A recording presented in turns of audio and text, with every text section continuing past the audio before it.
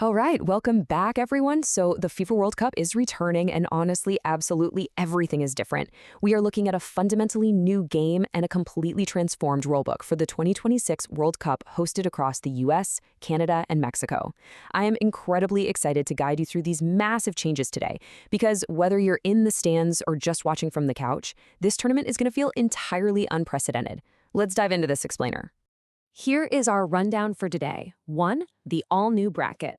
2. Player health and squads. 3. Speeding up the game. And 4. Stricter conduct and VAR. Starting with Section 1. The all-new bracket. Scaling up the global stage. To truly grasp the sheer scale of the new tournament format, just think about this number, 104. We're moving from the traditional 64-match setup you saw in Qatar to a staggering 104 matches, spread over 39 continuous days of football. That's a massive jump. The sheer volume of this expansion is historically unprecedented. And as we'll see, it's a direct result of a massively expanded entry into the knockout rounds. But how exactly do we get there? Well, the math of the new group stage is actually pretty fascinating. The tournament itself has expanded to 48 teams, and they're divided up into 12 groups of 4. Now, the top 2 finishers from each group automatically advance, so that's 24 teams right there. But to get a perfectly rounded knockout field, they are joined by the 8 best third-place finishers across all the groups. This means exactly 32 teams survive the group stage to kick off a brand new tournament phase, leaving 16 teams eliminated right out of the gate. Which brings us to the new knockout journey. Because of that expanded entry we just talked about, we have an entirely new stage, the round of 32. This acts as the grueling new starting line for the extended knockout phase, basically adding an entire extra layer to the bracket. That's exactly what drives that massive increase to 104 matches.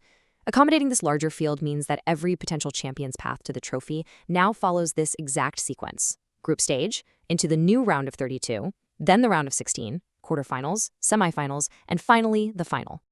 Now, with all these extra games, FIFA is making sure to protect its biggest matchups. They've introduced strategic bracket separation for the top 4 ranked nations, which are currently Spain, Argentina, France, and England.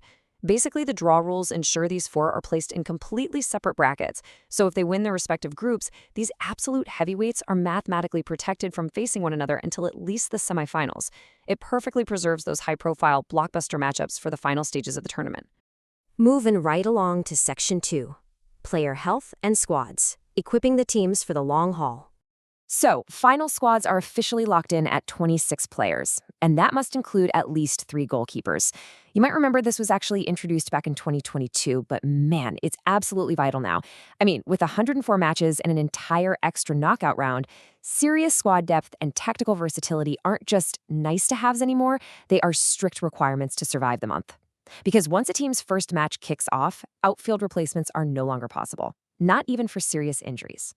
And to further protect those players, there's a pretty big new mandate: scheduled, mandatory 3-minute water breaks at the 23rd minute of every single half across all venues. Now, obviously, this is crucial for player hydration in the North American summer heat. But think about the secondary effects here. It hands coaches a guaranteed tactical timeout to adjust formations mid-half. And let's be honest, it also provides a very clean, predictable pause for broadcasters and for us watching at home. Okay, Section 3. Speeding up the game, eliminating time-wasting tactics. This whole initiative starts with a brand new, highly visible rule: 5 seconds. Referees are literally going to stand there and visibly count down 5 seconds for every single throw-in and goal kick. Let's just compare how much this changes the game, because the contrast is wild. Think about the old outcome: players just milking the clock in the 89th minute with practically zero real punishment. Now, the new reality is completely different. If a player takes longer than 5 seconds on a throw-in, it's an instant loss of possession. Done. Even crazier, actually, this is a huge deal. If a goalkeeper stalls on a goal kick past 5 seconds, the referee literally gifts a corner kick to the opposition. Instantly giving up a corner just for taking too long, you can bet that is going to change player behavior overnight. And FIFA is targeting literally every delay tactic, including substitutions. You know the old trick: the substituted players slowly walking to the sideline, shaking everyone's hand, just killing the match clock. Well, compare that with the strict new rule. Players now have to exit via the nearest boundary line within exactly 10 seconds. If they fail to do that, the incoming substitute is blocked for a full minute, meaning your team is actively punished by having to play with 10 men. It literally stops tactical time wasting dead in its tracks. Which brings us to our final piece, Section 4, stricter conduct and VAR, policing the pitch with absolute authority. Now, this is perhaps the most shocking new rule to fans. The anti-discrimination red card dictates that any player who covers their mouth with a hand or a shirt during a confrontation receives an instant straight red card. This neutrally stems from a very real, high-profile Champions League controversy where an alleged discriminatory slur couldn't be verified simply because a player's mouth was covered. So IFAB's response is this automatic, zero-discussion penalty. And I think this quote from Pierluigi Collina, FIFA's head of refereeing, perfectly grounds this strict new rule. He said, "We are trying to clean the game as much as possible."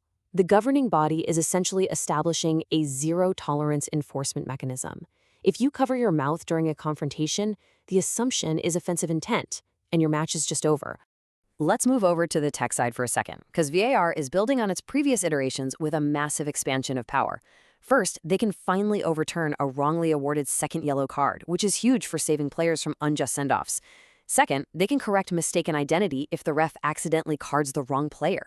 Third, VAR can now reverse an incorrectly awarded corner kick right back to a goal kick. And fourth, they can flag fouls that happen before the ball is even in play during a set piece. These are just huge leaps forward in fixing critical, match-altering errors. Finally, collective team walk-offs in protest of referee decisions are officially prohibited. Period. The theatrics are just out. Any team trying to temporarily leave the pitch in protest is going to face instant disciplinary action. Disagreements must go through the referee and official channels, and that's the end of it. So, as we wrap up this explainer, we've looked at an expanded 104-match bracket with a brand new round of 32, extreme anti-time-wasting countdowns, and some serious zero-tolerance conduct policies. This is undeniably the most transformed World Cup ever. Which leaves me with a question for you to ponder. With the game getting faster, stricter, and significantly larger, which of these new rules do you think will actually change your viewing experience the most? Let that sink in, and I will see you in the next explainer.